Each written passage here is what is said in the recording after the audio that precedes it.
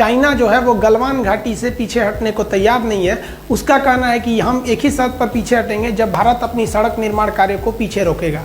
इसके बदले भारत सरकार ने भी बहुत ही कड़ा एक्शन लेते हुए पूरा चाइना का जो एलएसी पड़ता है, यहाँ से लेके कश्मीर से लेके पूरा अरुणाचल प्रदेश का एरिया में यहाँ पर अपनी मिलिट्री तैनात कर दिया है। ये बहुत ही बड़ा सिचुएशन क्रिएट हो गया कि पूरे बॉर्डर पर फौज तैयार हो गई है और नेवी भी तैयार बैठी है नीचे से। तो समझते हैं गलवान घाटी को लेकर चाइना इतना सेंसिटिव क्यों है और दौलत बेग ओल्डी और सियाचिन से इसका क्या कनेक्शन है। देखिए, जो सड़क को लेकर विवाद चल रहा है ये काफी पुराना है। 90 के दशक में जॉर्ज फर्नांडिस थे, जो अटल बिहारी वाजपेयी जो प्रधानमंत्री थे तो वो रक्षा मंत्री थे। इन्होंने कहा कि जो चाइना से लगने वाले बॉर्डर एरिया है वो सेफ नहीं है, वहाँ स्ट्रेटेजिक सड़कों का बहुत ही अभाव है। स्ट्रेटेजिक सड़कें उन्हें कहते हैं जिस पर तोप, टैंक, कितने भी भारी व्हीकल्स को ले जाएंगे कोई असर नहीं करता है। बरसात हो, कितने भी खराब मौसम हो, कुछ प्रभाव नहीं पड़ता है। भूकंप के दौरान भी वो अपनी क्षमता को बनाए रखते हैं, अतः उन्हें आप कह सकते हैं कि हमेशा आपके लिए वो रेडी रहते हैं स्ट्रेटेजिक सड़कें। तो इन्होंने स्ट्रेटेजिक सड़कों के लिए ऐसे 61 स्ट्रेटेजिक सड़कों की पहचान की जॉर्ज फर्नांडिस। और आज जो विवाद इसलिए हो रहा है कि भारत सरकार का एक ऑर्गेनाइजेशन है बॉर्डर रोड ऑर्गेनाइजेशन BRO, उसने 75% सड़कों को कंप्लीट कर दिया है। ये सड़कें इतनी तेजी से कंप्लीट की गई कि जब अरुणाचल प्रदेश में इन सड़कों को बनाया जा रहा था तो वहाँ के गांव वाले अपनी ज़मीन को फ्री में दे दिया। हालांकि ऐसा कभी नहीं होता है, जब सड़क बनाए जाते हैं तो सरकार ज़मीन खरीदती है, लेकिन वहाँ के लोगों को सैल्यूट जो देश के लिए इतना सोचते हैं और अपनी ज़मीन फ्री में दे दिए कि हाँ यहाँ पे सड़क बनाइए ताकि हमारी आर्मी जा सके।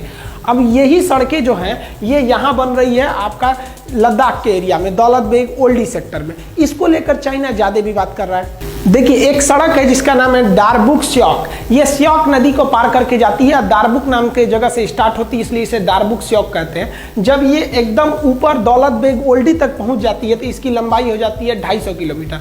हम समझेंगे दौलत बेग ओल्डी क्या होता है। देखिए, ये इसमें जो हम रेड कलर से रंगे हुए हैं ये सियाचिन ग्लेशियर है। ये सियाचिन का एरिया है, ये इंडिया के कंट्रोल में है। उससे जस्ट पहले जो ब्लू कलर से कलर किए हुए हैं ये आपका दौलत बेग ओल्डी का एरिया। ये दोनों जरूरी है। सियाचिन ग्लेशियर दुनिया का सबसे ऊंचा युद्ध का मैदान है, तो वहीं दौलत बेग ओल्डी भारत या कह लीजिए तो दुनिया के सबसे बड़े युद्ध के मैदानों में से एक है, किंतु यहाँ पर एयरपोर्ट है, एयरफोर्स रहती है। तो ये हमको यहाँ पर तो फौज दुनिया में ये सबसे ऊंची बैठ गई और यहाँ पर आप कह लीजिए तो एयरफोर्स भी बहुत ही ऊंचाई पे बैठ गई। अब यहाँ से नीचे चाइना गलवान घाटी में अगर खड़ा रहता है तो चुपचाप वहाँ से बम मार दीजिएगा तो मर जाएगा। वहाँ से 9 किलोमीटर की डिस्टेंस पे, ज़्यादा दूरी वहाँ पे नहीं। हाइट की वजह से चाइना को यहाँ बहुत ज़्यादा घाटा लगेगा, लेकिन ये सड़क उसमें बहुत ज़्यादा भारतीयों को एडवांटेज देती है। तो ये रेड वाला आपका एरिया हो गया सियाचिन और ये ब्लू वाला हो गया आपका दौलत बेग ओल्डी। ये जो सड़क जा रही है आपको, इस सड़क का ही नाम है दारबुक स्योक। ये स्योक नदी को पार करके जा रही है। अब ये जो सड़क जा रही है इस सड़क से चाइना को दिक्कत नहीं है। दिक्कत कब चालू हुआ, जब भारत ने इसी सड़क का एक लिंक खोल दिया इस साइड में, और ये जो लिंक था वो लिंक चला गया गलवान घाटी की ओर। अब बताइए, ये गलवान घाटी से केवल 9 किलोमीटर है। अगर ये सड़क नहीं रहती तो इस सड़क के अभाव में भारतीय फौज को गलवान घाटी में पहुंचने में 8 घंटे लगते, लेकिन इस सड़क के बन जाने के बाद वहां पहुंचने में केवल 35 मिनट समय लगेगा। अब बताइए, 8 घंटे की जगह आधे घंटे में अगर फौज पहुंच जाए तो वहां भारत के फेवर में हो जाएगा युद्ध। इसलिए चाइना कह रहा है कि हम तभी हटेंगे जब आप ये सड़क को काम रोकेंगे तब। अब इंडिया का ये सोचना है कि अगर आज हम सड़क रोक लिए तो कल तो तुम युद्ध के मैदान में भी कूद जाओगे और हमारी सड़क नहीं बनी रहेगी तो हमको घाटा लग जाएगा, क्योंकि चाइना का वादा उतना ही टिकता है जितना चाइनीज सामान टिकते हैं। भारत सरकार ने चाइना को सबसे ज्यादा जो जवाब दिया कड़ा, वो पर्यटक को लेकर टूरिस्टों को कह दिया कि आप भी जाके घूम के आइए दौलत बेग ओल्डी कैसा है, आप भी जाके घूम के आइए सियाचिन ग्लेशियर कैसा है। अब विदेशी लोग आए, अब घूमने वहां चले गए। अब विदेशी जब आए तो उनको परमिशन कौन देगा घूमने का? इंडिया। ये भारत के लिए सबसे बड़ा प्रमाण पत्र हो गया कि भैया मेरा जगह है, तभी ना हम घूमने के लिए उनको वीजा दिए हैं। तुम्हारा रहता तो तुमसे पूछ के आते। अब वो देश का वीजा हमारे लिए एक तरह का प्रूफ बन जाएगा। अब चाइना इसको समझ रहा है कि भाई ये गलवान घाटी कितना इंपॉर्टेंट है। ये जो सड़क है ये 14,000 फीट की ऊंचाई पर बनाई गई है, 250 किलोमीटर लंबी है।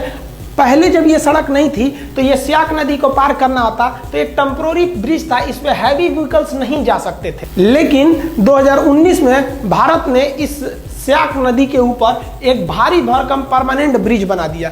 इस ब्रिज के बनने के बाद आर्मी के भारी भरकम व्हीकल, तोप टैंक इत्यादि को भी ले जाया जा सकता है। अब वहां पर हथियार पहुंचाने में भी दिक्कत नहीं होगा, इसलिए चाइना को ज्यादा डर लग रहा है इसके वजह से, इन सड़क और पुल के वजह से। लेकिन वो खुल के नहीं कह रहा है, हम हिंदुस्तानियों को वो फंसा के रखा है, मीडिया के थ्रू दबाव बनवाना चाह रहा है कि गलवान घाटी को विवाद है। विवाद गलवान घाटी को है ही नहीं है, विवाद चाइना को इस बात का है कि ये सड़क को नहीं रोकेंगे तो गलवान घाटी होकर भी चाइना का नहीं रहेगा, क्योंकि हाइट से हम लोग 14,000 फीट की ऊंचाई से हम लोग आराम से देख लेंगे, ओ चाइना क्या कर रहा है तुम वहां पर। युद्ध के मैदान में सोचा ईंटा चला के मार देंगे हम लोग। यहाँ चाइनीज गवर्नमेंट का प्रेशर उनकी आर्मी पर भी है, क्योंकि चाइनीज गवर्नमेंट के खुफिया जानकारों ने चाइनीज सरकार को बोला था कि भारत वहां बहुत ही खतरनाक सड़क बनाने जा रहा है। लेकिन चाइनीज गवर्नमेंट ने जब आर्मी से पूछा तो उनके आर्मी वालों ने कहा कि देख इतना भयानक भयानक पहाड़ है, वहां सड़क बनेगा कैसे? देख रहे हैं पूरा सीधे सीधे ढलान है, कहां से अच्छा सड़क बन पाएगा? इतना बड़ा बड़ा पहाड़ है, सड़क नहीं बन पाएगा। गवर्नमेंट आप टेंशन नहीं लीजिए, हम लोग है ना। दिक्कत कब हुआ? जब ये सड़क बनकर तैयार हुआ तब। देखिए ये सड़क ऐसा बना दिया, इंडिया वाले भी बताइए इतना भयानक सड़क बना दिया सब। अब इसमें जो सेना की जो गाड़ियां चलती हैं वो बुलेट ट्रेन की तरह भाग रही हैं सब। इन सड़क पर पानी भी नहीं लगेगा, क्योंकि जहां तक सड़क गई है वहां तक पैरेलल नाला लेके गया है, दोनों ओर से पानी भी नहीं लगेगी। स्ट्रेटेजिक सड़क इतनी भयानक लग गई कि चाइनीज सरकार अपनी आर्मी पे भड़क गई कि रे चोट्टा कहीं का, तो बोला था कि सड़क नहीं बनेगी, कौन सी बना दिया देख तो। अब युद्ध के मैदान में धड़ाक से फौज उतार देगा, तू लोग मुंह ताकते रहना। चाइनीज सरकार का उनकी आर्मी पर गुस्सा एक बात और से है कि ये जो दौलत बेग ओल्डी है, इस दौलत बेग ओल्डी पर जब भारत ने अपनी एयरफोर्स को उतारा था तो एएन नामक विमान को उतारा था। ये छोटा सा जहाज है, इसमें 30-40 लोग बैठते हैं। तो इस पर चाइनीज आर्मी ने कुछ खास एक्शन नहीं लिया था, कहा था 30-40 आदमी के जहाज में क्या होगा। लेकिन इंडियन एयरफोर्स ने एक और खतरनाक काम कर दिया। एयरफोर्स ने पहले तो उतारा ही छोटका विमान एएन नामक छोटा सा, और जब ये उतर गया सक्सेसफुली तो यहाँ उतार दिया अपना C-17 ग्लोब मास्टर और हरकुलियस नामक भारी भीषण विमान। ये विमान जो है ना भीम है एकदम, समझिए तो 70 टन उठा के उड़ जाएगा। एक हाथी 10 टन की होती है, 70 टन उठाएगा, 7 गो हाथी को लाद के उड़ जाएगा। इतना किसी भी मौसम में उड़ सकता है, पहाड़ के बीच में भी उड़ सकता है। आप इसे देखिए कितना खतरनाक ये लैंडिंग करता है। भारत ने जब दौलत बेग ओल्डी में अपना सबसे भयानक विमान C-17 ग्लोब मास्टर को उतारा तो चीन में खलबली मच गई, क्योंकि ये एक बहुत विशाल विमान है और इतने पहाड़ी वाले एरिया में इस विमान को उतारना एक तरह से काफ़ी चैलेंजिंग था। किंतु भारत ने इस बड़े भारी भरकम विमान को दौलत बेग ओल्डी में सक्सेसफुली उतार लिया।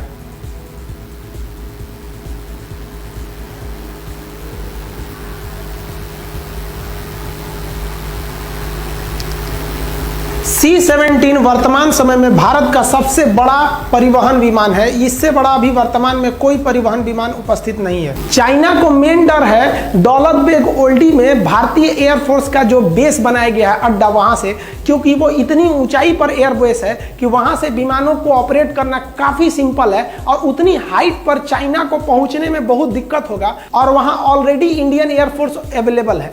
अब ये एयरफोर्स अगर चाइना के ऊपर दौलत बेग ओल्डी से धावा बोल दिया तो चाइना कुछ नहीं कर सकता है, क्योंकि सड़क अगर बन गई तो आर्मी सड़क से आएगी और चाइना अगर सड़क को तोड़ना चाहेगा तो ये देखिए ये बैठे हैं सब आराम से, दौलत बेग ओल्डी से धो देंगे सब वहां पे। तो चाइना को लग रहा है कि अभी रोक लो इंडिया को ये सड़क बनाने से, नहीं तो गलवान घाटी निकल गया उनके हाथ से। चाइना को तो 2 झटका लगा, एक सड़क बनाने से और एक दौलत बेग ओल्डी में उनकी एयरफोर्स जो इंडिया का बन गया है उनसे उनको टेंशन है। उससे भयानक टेंशन उनको आ रहा है अब सियाचिन ग्लेशियर से। ये जो सियाचिन ग्लेशियर है ये दुनिया का सबसे ऊंचा युद्ध का मैदान है और इसी सियाचिन ग्लेशियर के इधर से चाइना एक सड़क ले जा रहा है, CPEC, China Pakistan economic corridor. इस सड़क के माध्यम से चाइना चाहता है कि वो भारत का चक्कर न लगा के आए हिंद महासागर से, इधर से ही चला जाए। अब बताइए अगर इधर से इनकी ट्रक सामान जाएगा और भारत से युद्ध करके सोचेंगे उधर से चले जाएं, तो यहाँ हमारा सियाचिन ग्लेशियर है, युद्ध का मैदान दुनिया का सबसे ऊंचा, और यहाँ दौलत बेग ओल्डी में हम अपना हर एक विमान जहाज उतार के देख लिए। और सियाचिन ग्लेशियर में हम लोग ने हेलीकॉप्टर लैंडिंग हर एक चीज को करा दिया। वहाँ हेलीकॉप्टर नहीं उतर सकता था, जहाज नहीं उतर पाती थी सर, लेकिन भारतीय एयरफोर्स ने कर दिया। आप वीडियो में देखिएगा कि कैसे वहाँ लैंडिंग की गई। अब ये चाइना के लिए सरदर्द बना हुआ है, क्योंकि अगर भारत चाहेगा तो इस CPEC CPEC को बनने के बाद भी रोक सकता है सियाचिन और दौलत बेग ओल्डी के द्वारा। सियाचिन ग्लेशियर इतना दुर्गम एरिया है कि वहाँ सैनिकों को ऐसे जाना पड़ता है बर्फ में, जैसे मूवी वगैरह में जाते हैं लोग पहाड़ पर, और इतना कठिन जगह पे जाके वो लोग ड्यूटी करते हैं। लेकिन इंडियन एयरफोर्स ने उस सियाचिन ग्लेशियर पे अपना ध्रुव हेलीकॉप्टर उतार दिया, चीता उतार दिया, चेतक उतार दिया, MI हेलीकॉप्टर को बना रहा है, LCH हेलीकॉप्टर को बना रहा है। आप कहेंगे तो एयरफोर्स के जितने भी हेलीकॉप्टर हैं और विमान हैं उनका एक अलग वीडियो बना देंगे। और सियाचिन ग्लेशियर पाकिस्तान के कब्जे में चला गया था 1984 में, कैसे हम लोगों ने ऑपरेशन मेघदूत और ऑपरेशन राजीव द्वारा हम उसे वापस लेके आए थे, इसके लिए हम अलग वीडियो बना देंगे अगर आप कहेंगे तो भारत ने यहाँ पर अपना जो जहाज उतार दिया, इससे चाइना को एक बहुत बड़ा सरदर्द है कि इधर से जाएगा गलवान घाटी और उधर से जाएगा CPEC सड़क। इस एरिया में छोटे हेलीकॉप्टर को भी उड़ाया जा सकता है और आराम से यहाँ पे ऑपरेट किया जा सकता है। इस वजह से चाइना को यहाँ पर एक ज्योग्राफिकल घाटा लग रहा है हाइट को लेकर, क्योंकि उधर से चाइनीज एयरफोर्स इतनी हाइट पर आएगी जब तक ये लोग हाइट पे पहले से अवेलेबल है वहाँ पर। भारत सियाचिन ग्लेशियर पर हेलीकॉप्टर भी उतार सकता है, वहाँ अपनी सैनिकों को रसद सामान सामग्री को हेलीकॉप्टर जैसे चीता, चेतक, ध्रुव जैसे हेलीकॉप्टरों को वहाँ आराम से उतारा जा सकता है और वहाँ पर रिफिलिंग तथा रसद सामान इत्यादि को पहुँचाया जा सकता है।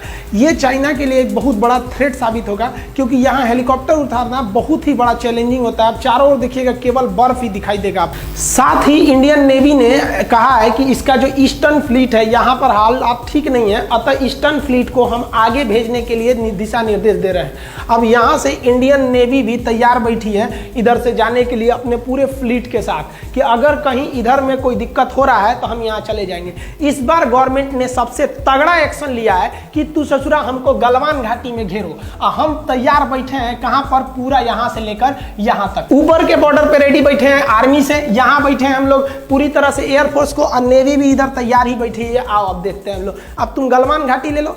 अगर थोड़ा भी युद्ध हुआ, 10 दिन का भी युद्ध हुआ ना, तो युद्ध किसी के परिणाम में जाने वाला नहीं है, क्योंकि दोनों अब परमाणु संपन्न देश है। तो एक बात तो कंफर्म है कि भारत के लोग चाइनीज सामानों का उपभोग करना पूरी तरह से छोड़ देंगे और चाइना को व्यापार घाटा बहुत ज्यादा लगेगा। चाइना बॉर्डर पर डेली चाइना की ओर से अलग अलग प्रोपेगेंडा को फैलाया जा रहा है। मीडिया में चाइना इस तरह से प्रस्तुत कर रहा है जैसे चाइना 8 किलोमीटर घुस गया है, 10 किलोमीटर घुस गया है। ये आप लोगों के ऊपर दबाव बनाने के लिए बनाया जा रहा है। इंडियन आर्मी वहां पे खाली नहीं बैठी थी कि तुम घुस जाओगे, हम लोग कह देंगे हाँ आइए। इंडियन आर्मी घुसने नहीं देती उन लोग को, लेकिन ये खबर पाकिस्तान और नेपाल के थ्रू इंडिया की ओर भेजा जा रहा है और तरह तरह के साइकोलॉजिकल दबाव बना रहा है। आप भी ये सोच रहे होंगे कि इंडियन आर्मी क्या कर रही थी, ये केवल उनका दबाव है ताकि आप ये सोचकर डर जाइए कि आप चाइना से मुकाबला नहीं कर सकते। ये बात गलत है कि चाइना हमारे ऊपर दबाव बना रहा है या हमारे फौजी उनको घुसने के लिए अंदर जगह दे दिए थे, एकदम गलत है। ये सही है कि स्टैंड ऑफ हुआ है, दोनों आर्मी खड़ी है, लेकिन ये खबर गलत है कि वो हमारा 8 किलोमीटर कब्जा कर लिया है, 6 किलोमीटर कब्जा कर लिया है। ये आपको फेसबुक, व्हाट्सएप इत्यादि के माध्यम से जानबूझकर आप पे दबाव बनाने के लिए किया जा रहा है। इंडियन आर्मी पूरी तरह स्टिक है।